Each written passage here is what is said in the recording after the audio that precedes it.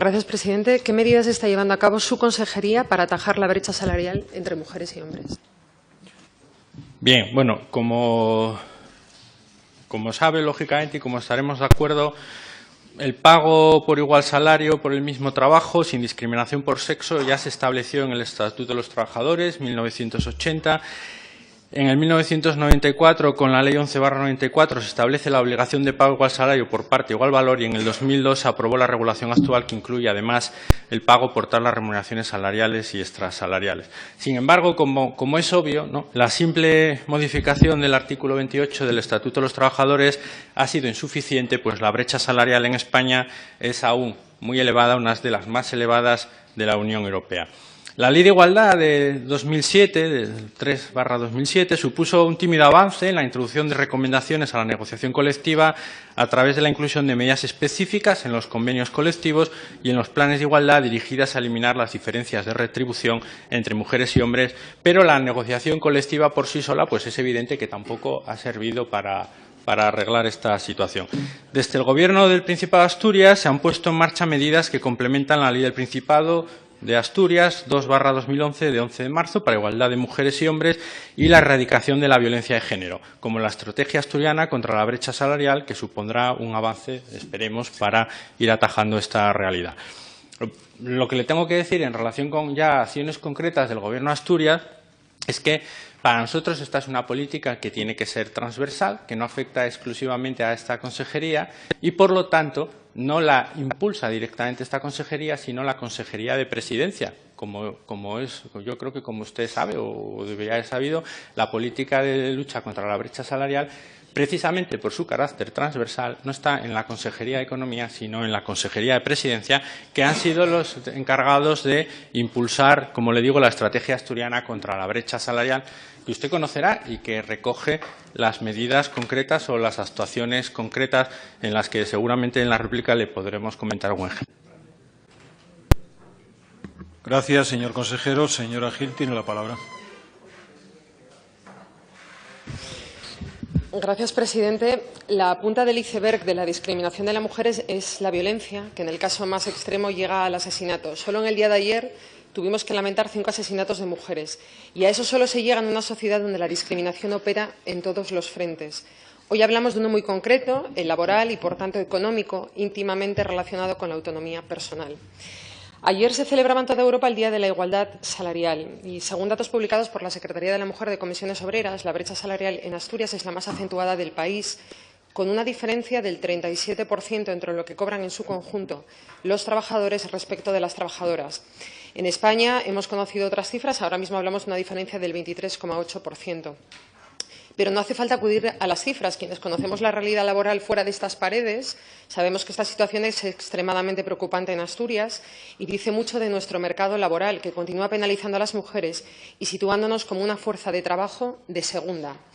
Las razones de esta discriminación son múltiples. Hay que buscarlas en una tardía incorporación de las mujeres al mercado de trabajo regulado o en que la vida laboral de las mujeres sufre mayores interrupciones como consecuencia de la necesidad de conciliar.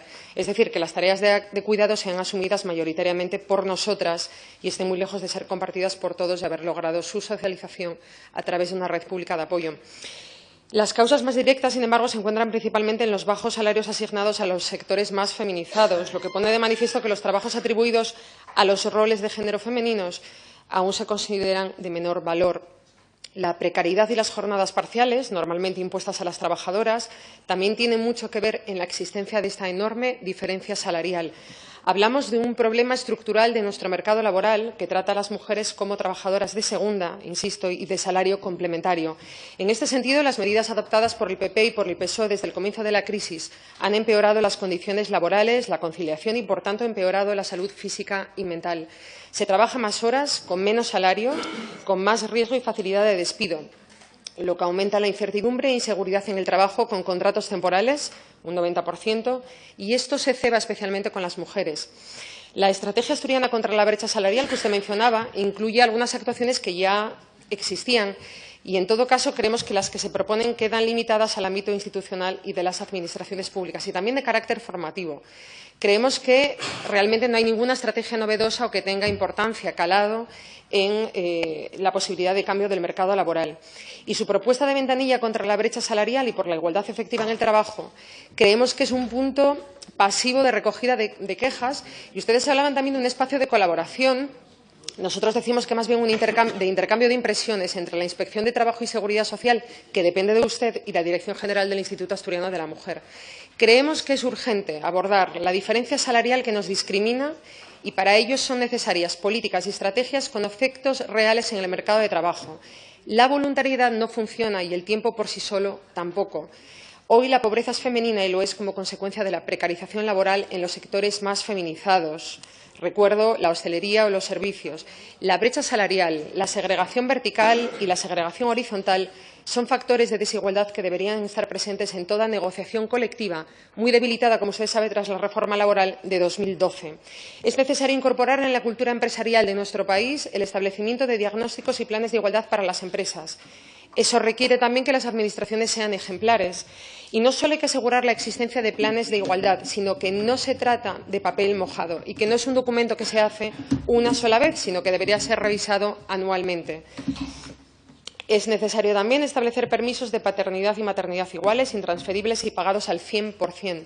La segregación vertical tiene precisamente uno de sus orígenes en la penalización que supone la maternidad para las carreras profesionales de las mujeres. Son necesarias medidas también para la diversificación profesional y también lo son y mucho las inspecciones, que deberían verse reforzadas. La labor de la Inspección de Trabajo y Seguridad Social es sin duda relevante para fomentar el empleo, la calidad del mismo y la igualdad salarial de las mujeres, pero viendo reforzado su papel para lograr un mayor control del mercado de trabajo contra la precariedad en los sectores, actividades y oficios feminizados y el estudio y superación de la brecha salarial. El último dato que he podido encontrar es de 2013, pero hablábamos de que las actuaciones de la Inspección de Trabajo y Seguridad Social en esta materia fueron solo el 1,1% de todas las actuaciones. Consejero, usted tiene una responsabilidad clara en esta materia.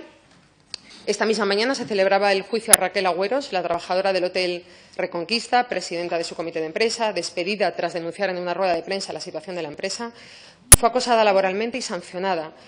Usted no tiene solo una responsabilidad sobre lo ocurrido en esta empresa, sino que la tiene como responsable de empleo e industria en todas las cuestiones que he mencionado, y debería ser partícipe de las estrategias necesarias para abordar el problema de la brecha salarial.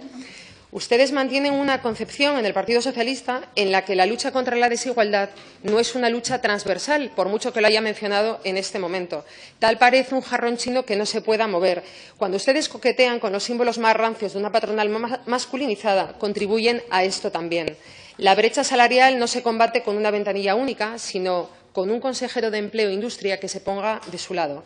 La discriminación de la mujer es un problema estructural y solo puede abordarse como tal, atacándola desde todos los frentes. Le pido que se haga responsable de lo que a usted le compete.